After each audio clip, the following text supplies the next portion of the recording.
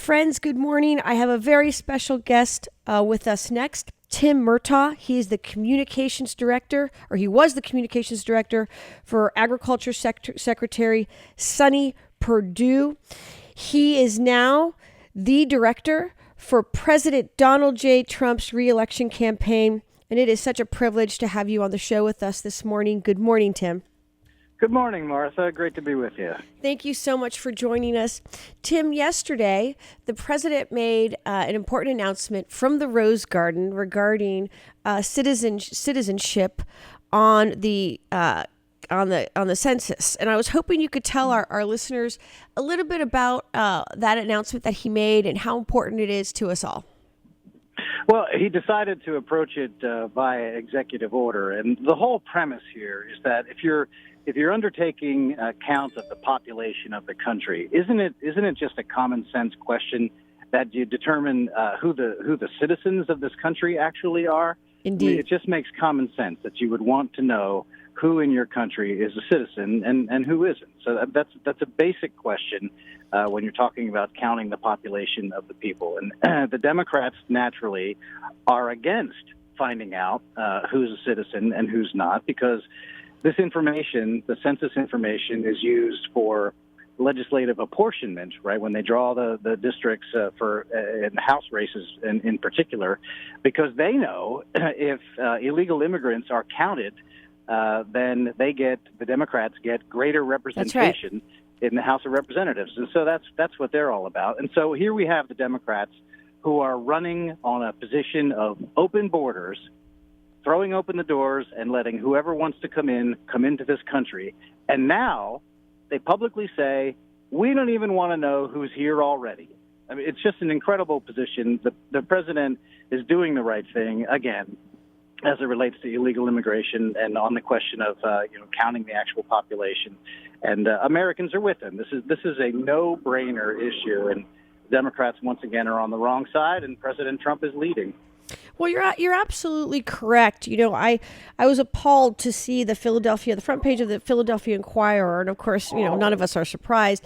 With the headline, Trump backs down, and yet he hasn't backed down at all, and not at all. And what we're doing is we're getting the consent. We're still going to get the census information.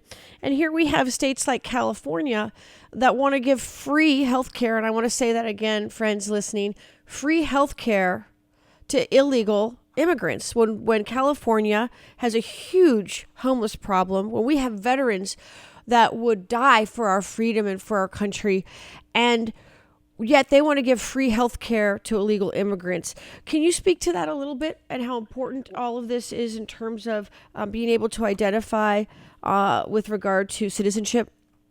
It is hugely important, and the president is sticking to his guns.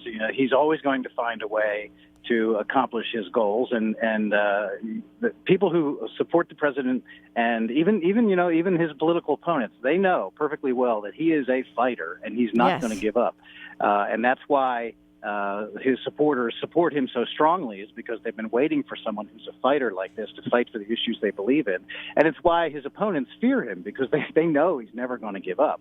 You bring up the issue of health care for illegal immigrants. This is just astounding. Yes. I was in Miami for the first round of Democrat debates, and the question came, who here on the stage would give free health care, taxpayer-funded health care to illegal immigrants? And every one of the hands on stage went up.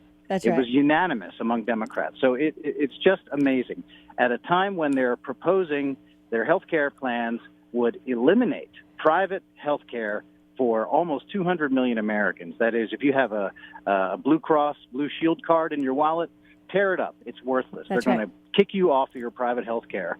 And at the same time, deprive 20 million senior citizens of their Medicare Advantage plans under their government takeover of healthcare plan. While they're doing that, while they're booting people, 220 million Americans off their private health insurance or off Medicare Advantage, while they're doing that, they're also going to say, and we're going to make the taxpayers pay for healthcare for people who broke the law to come into this country.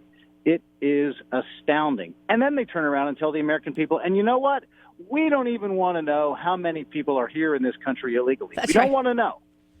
It's amazing. They are on the wrong side of this issue, and it's because the crazy radical left wing, the AOC wing of their party, they're the ones who are in charge of this thing. You see, Nancy Pelosi is getting frustrated about it, but Yes. that's just a fact. That's right. AOC is not going to be on the ballot next year, but her policies sure will. Well, she's become the face of the radicalized Democrat Party, or should I say the Socialist Democrat Party.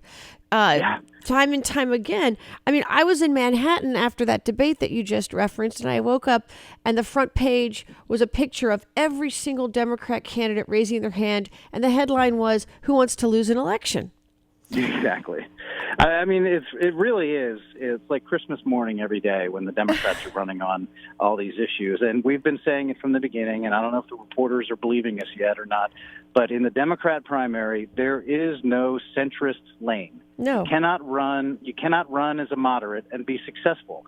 Whoever, and we say it again, it does not matter to us who comes out of the Democratic primary as President Trump's opponent. It doesn't matter which man or woman emerges as their nominee, because we know that no matter who it is, that candidate will be stuck with the same litany of socialist, radical leftist policy proposals that they will have had to have adopted in order to become the nominee, right? So you can change the face of whoever the nominee is, but the set of issues will remain exactly the same because they're being dictated by the radical wing of that party. And they've run so far to the left, they